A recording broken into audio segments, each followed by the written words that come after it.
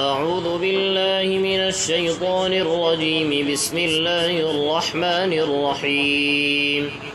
فمن أظلم ممن كذب على الله وكذب بالصدق إذ جاءه أليس في جهنم مثوى للكافرين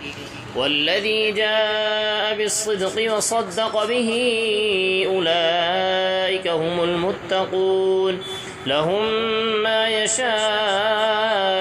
عند ربهم ذلك جزاء المحسنين ليكفر الله عنهم أسوأ الذي عملوا ويجزيهم أجرهم بأحسن الذي كانوا يعملون. أليس الله بكاف عبده ويخوفونك بالذين من دونه ومن يضلل الله فما له من هاد ومن يهد الله فما له من مضل. أليس الله بعزيز ذي انتقام. ولئن سألتهم من خلق السماوات والأرض ليقولن الله قل أفرأيتم ما تدعون من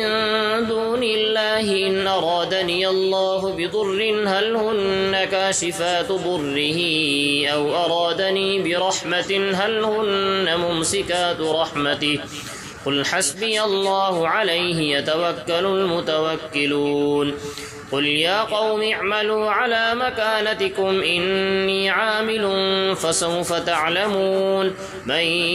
يأتيه عذاب يخزيه ويحل عليه عذاب مقيم. إنا أنزلنا عليك الكتاب للناس بالحق فمن اهتدى فلنفسه ومن ضل فإنما يضل عليها وما أنت عليهم بوكيل. الله يتوفى الأنفس حين موتها والتي لم تمت في منامها فيمسك التي قضى عليها الموت ويرسل الأخرى إلى أجل مسمى إن في ذلك لآيات لقوم يتفكرون. أم اتخذوا من دون الله شفعاء قل أولو كانوا لا يملكون شيئا ولا يعقلون. قل لله الشفاعة جميعا له ملك السماوات والأرض ثم إليه ترجعون. وإذا ذكر الله وحده اشمأزت قلوب الذين لا يؤمنون بالآخرة وإذا ذكر الذين من دونه إذا هم يستبشرون. قل اللهم فاطر السماوات والأرض عالم الغيب والشهادة أنت تحكم بين عبادك فيما كانوا فيه يختلفون. ولو أن للذين ظلموا ما في الأرض جميعا ومثله معه لافتدوا به من سوء العذاب يوم القيامة وبدا لهم من الله ما لم يكونوا يحتسبون. وبدا لهم سيئات ما كسبوا وحاق بهم ما كانوا به يستهزئون. فإذا مس الإنسان ضر دعانا ثم إذا خولناه نعمة منا قال إنما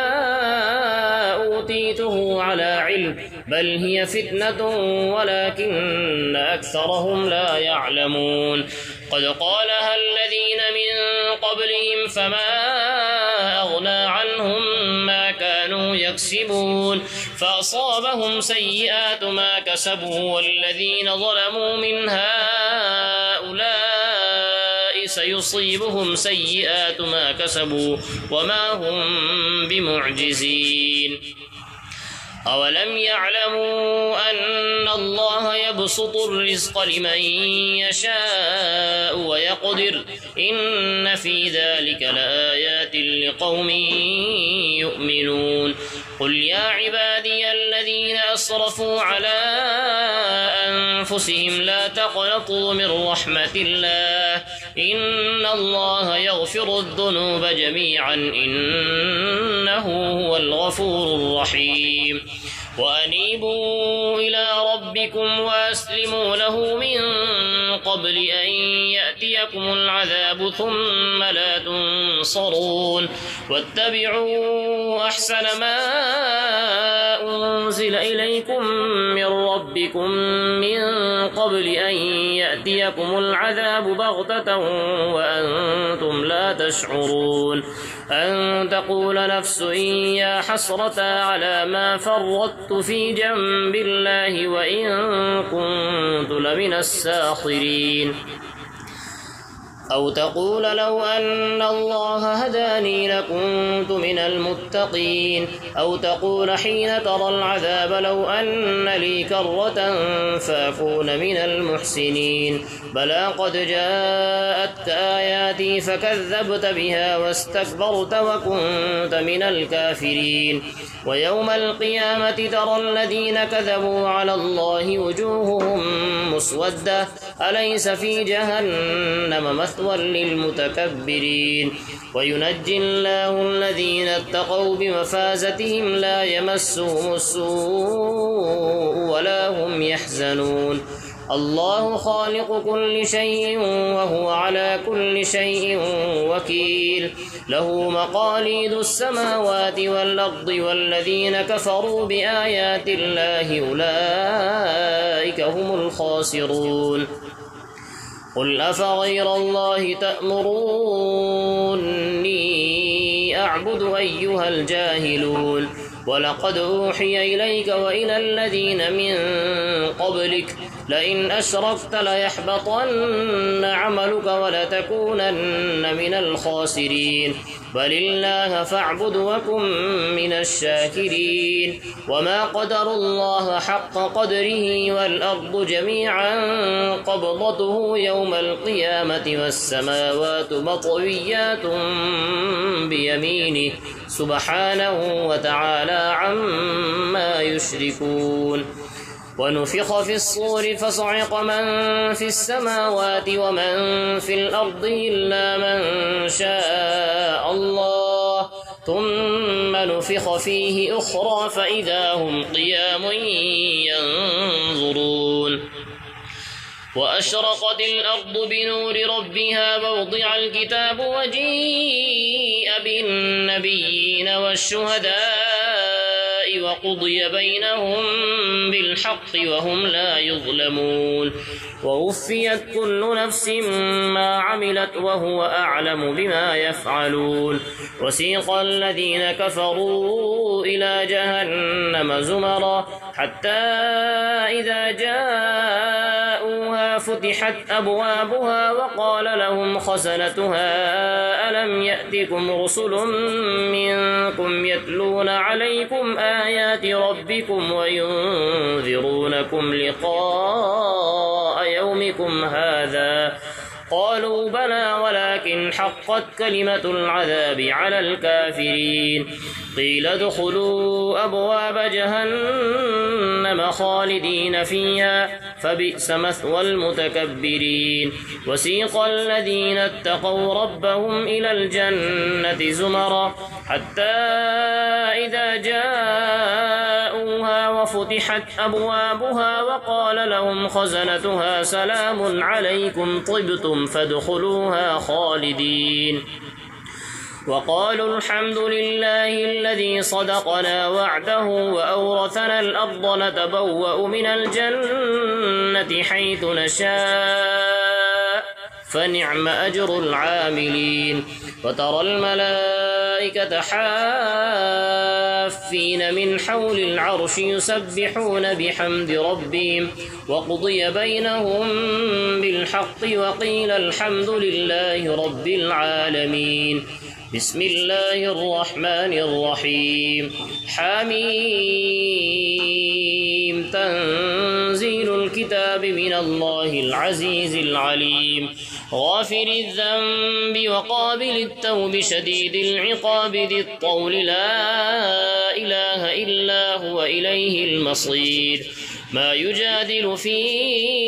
آيات الله إلا الذين كفروا فلا يغرك تقلبهم في البلاد كذبت قبلهم قوم نوح والأحزاب من بعدهم وهمت كل أمة برسولهم ليأخذوه وجادلوا بالباطل ليدحضوا به الحق فأخذتهم فكيف كان عقاب وكذلك حقت كلمة ربك على الذين كفروا أنهم أصحاب النار الذين يحملون العرش ومن حوله يسبحون بحمد ربهم ويؤمنون به ويستغفرون للذين آمنوا ربنا وسعت كل شيء رحمة وعلما فاغفر للذين تابوا واتبعوا سبيلك وقهم عذاب الجحيم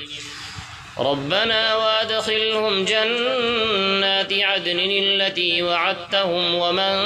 صلح من آبائهم وأزواجهم وذرياتهم إنك أنت العزيز الحكيم وقهم السيئات ومن تق السيئات يومئذ فقد رحمته وذلك هو الفوز العظيم إن الذين كفروا ينادون لمقت الله أكبر من مقتكم أنفسكم إذ تدعون إلى الإيمان فتكفرون قالوا ربنا أمتنا اثنتين وأحييتنا اثنتين فاعترفنا بذنوبنا فهل إلى خروج من سبيل ذلكم بأنه إذا دعي الله وحده كفرتم وإن يشرك به تؤمنوا فالحكم لله العلي الكبير هو الذي يريكم آياته وينزل لكم من السماء رزقا وما يتذكر إلا من ينيب فادعوا الله مخلصين له الدين ولو كره الكافرون رفيع الدرجات ذو العرش يلقي الروح من أمره على من يشاء من عباده لينذر يوم التلاق يوم هم بارزون لا يخفى على الله منهم شيء لمن الملك اليوم لله الواحد القهار اليوم تجزى كل نفس بما كسبت لا ظلم اليوم إن الله سريع الحساب وأنذرهم يوم الآزفة إذ القلوب لدى الحناجر كاظمين ما للظالمين من حميم ولا شفيع يطاع يعلم خائنة الأعين وما تخفي الصدور والله يقضي بالحق والذين يدعون من دونه لا يقضون بشيء إن الله هو السميع البصير أولم يسيروا في الأرض فينظروا كيف كان عاقبة الذين كانوا من قبلهم كانوا هم أشد منهم قوة وآثارا في الأرض فأخذهم الله بذنوبهم وما كان لهم من الله من واق ذلك بأنهم كانت تأتيهم رسلهم بالبينات فكفروا فأخذهم الله إنه قوي شديد العقاب ولقد أرسلنا موسى بآياتنا وسلطان مبين إلى فرعون وهامان وقارون فقالوا ساحر كذاب فلما جاءهم بالحق من عندنا قالوا اقتلوا أبناء الذين آمنوا معه واستحيوا نساءهم وما كيد الكافرين إلا في ضلال وقال فرعون ذروني أقتل موسى وليدع ربه إني يخاف أن يبدل دينكم أو أن يظهر في الأرض الفساد وقال موسى إني عذت بربي وربكم من كل متكبر لا يؤمن بيوم الحساب وقال رجل مؤمن من آل فرعون يكتم إيمانه وتقتلون رجلا أن يقول ربي الله وقد جاءكم جاءكم بالبينات من ربكم وإن يك كاذبا فعليه كذبه وإن يك صادقا يصبكم بعض الذي يعدكم إن الله لا يهدي من هو مسرف كذاب يا قوم لكم الملك اليوم ظاهرين في الأرض فمن ينصرنا من بأس الله إن جاءنا قال فرعون ما أريكم إلا ما أرى وما أهديكم إلا سبيل الرشاد وقال الذي آمن يا قوم إني يخاف عليكم مثل يوم الأحزاب مثل دأب قوم نوح وعاد وثمود والذين من بعدهم وما الله يريد ظلما للعباد ويا قوم إني أخاف عليكم يوم التناد يوم تولون مدبرين ما لكم من الله من عاصم ومن يضلل الله فما له من هاد ولقد جاءكم يوسف من قبل بالبينات فما زلتم في شك مما جاءكم به حتى إذا هلك قلتم لن يبعث الله من بعده رسولا كذلك يضل الله من هو مسرف مرتاب الذين يجادلون في آيات الله بغير سلطان أتاهم كبر مقتا عند الله وعند الذين آمنوا كذلك يطبع الله على كل قلب متكبر جبار وقال فرعون يا هامان ابن لي صرحا لعلي أبلغ أسباب السماوات فأطلع إلى إله موسى وإني لأظنه كاذبا وكذلك زين لفرعون سوء عمله وصد عن السبيل وما كيد فرعون إلا في تباب وقال الذي آمن يا قوم اتبعون يهدكم سبيل الرشاد يا قوم إنما هذه الحياة الدنيا متاع وإن الآخرة هي دار القرار من عمل سيئة فلا يجزى إلا مثلها ومن عمل صالحا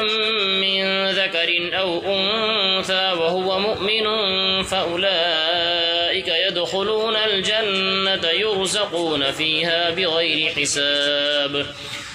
ويا قوم ما لي أدعوكم إلى النجاة وتدعونني إلى النار تدعونني ليكفر بالله وأشرك به ما ليس لي به علم وأنا أدعوكم إلى العزيز الغفار لا جرم أن ما تدعونني إليه ليس له دعوة في الدنيا ولا في الآخرة وأن مردنا إلى الله وأن المسرفين هم أصحاب النار فستذكرون ما أقول لكم وأفوض أمري إلى الله إن الله بصير بالعباد فوقاه الله سيئات ما مكروا وحاق بآل فرعون سوء العذاب النار يعرضون عليها غدوا وعشيا ويوم تقوم الساعة أدخلوا آل فرعون أشد العذاب وإذ يتحاجون في النار فيقول الضعفاء للذين استكبروا إنا كنا لكم تبعا فهل أنتم مغنون عنا نصيبا من النار قال الذين استكبروا إنا كل فيها إن الله قد حكم بين العباد وقال الذين في النار لخزنة جهنم ادعوا ربكم يخفف عنا يوما من العذاب قالوا أولم تك تأتيكم رسلكم بالبينات قالوا بلى قالوا فادعوا وما دعاء الكافرين إلا في ضلال. صدق الله العظيم. Thanks for watching. Don't forget to like, comment, share and subscribe to Al Wahid channel.